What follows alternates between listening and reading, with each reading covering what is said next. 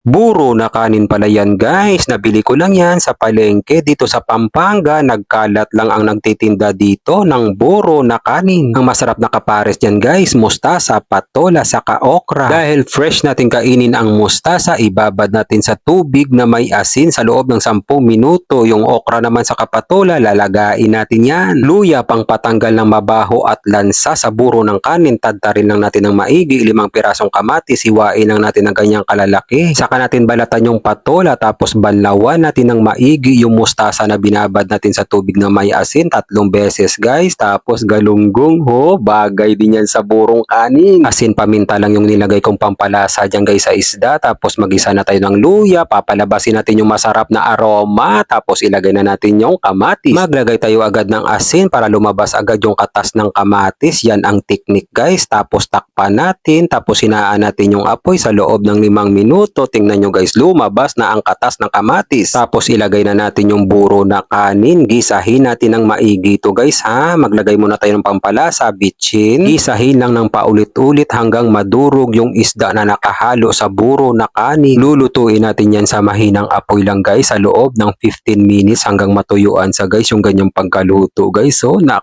kampiyon talaga yan guys. Tikman muna natin. Ako, perfect ang lasa. Malinamnam, maasim-asim at maalat-alat guys. Pero balance lang yung pagka-maasim at pagka-maalat niya guys. Perfect talaga siya. Tapos lagain na natin yung okra sa patola. Iprito na natin yung isdang galunggong. Sa paglalaga ng gulay, 3 minuto lang para hindi ma-overcook. Tapos yung ganyang pagka-prito guys. So malutong. Mag-plating na tayo. Kung hindi ka pa nakakatikim ng buro na kanin, oras na matikman mo to. Ulit-ulitin mo guys. Pangpagana talaga sa sakain. Maraming salamat nga pala sa ating mga followers sa palagi niyong panonood. Ingat po kayo palagi dyan kung saang lugar man kayo. Ganon din sa ating mga kababayang OFW. Maraming salamat sa palagi niyong panonood. Ingat po kayo palagi dyan kung saang bansa man kayo at isasama ko kayo palagi sa mga panalangin ko. God, maraming salamat po sa biyaya na binibigay mo sa araw-araw. I-bless niyo po yung food na magiging silbing lakas sa katawan namin. Amen. Kain tayo guys. Kain Pinas. Huwag na natin patatagalin to. Umpisa na natin. Burong kanin ipatong lang natin sa patola para sa inyong lahat yan guys. Nako, kampiyon ang lasa. Malinamnam, maasim-asim at maalat-alat. Ang pagana talaga.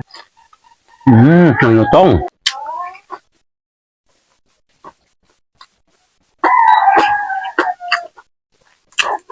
Masarap yan guys sa mustasa.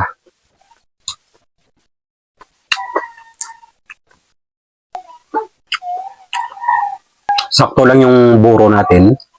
Hindi siya mamantika, hindi siya maalat. Yan, ganyan kadami guys. Oh. Tapos tupiin mo lang yan.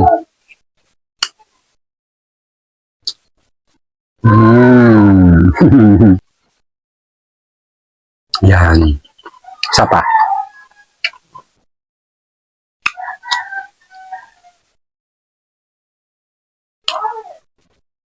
Sarap niyan guys.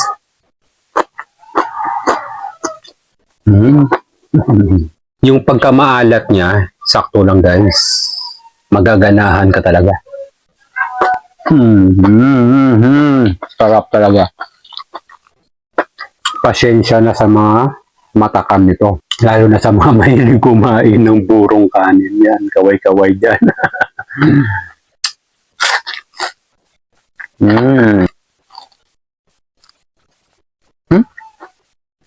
Sarap ng galunggong. Malutong yung baga prito natin.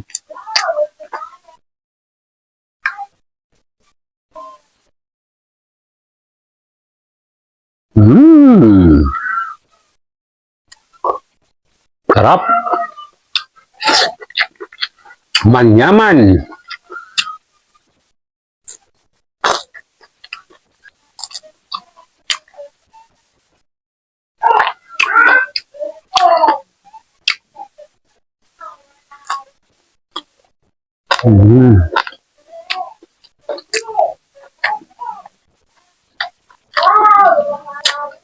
Yung prito, masarap din siya lagyan ng buro.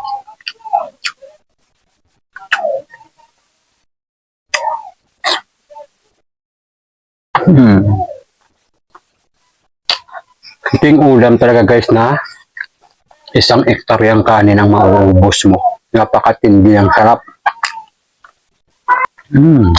Sarap talaga. Bibigyan ko na kayo ng pangmalakasan guys. Perfect bite, pang komersyal.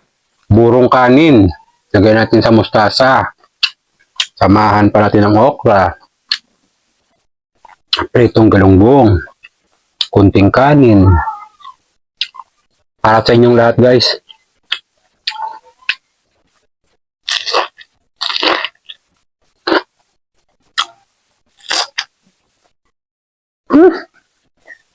Kampiyon!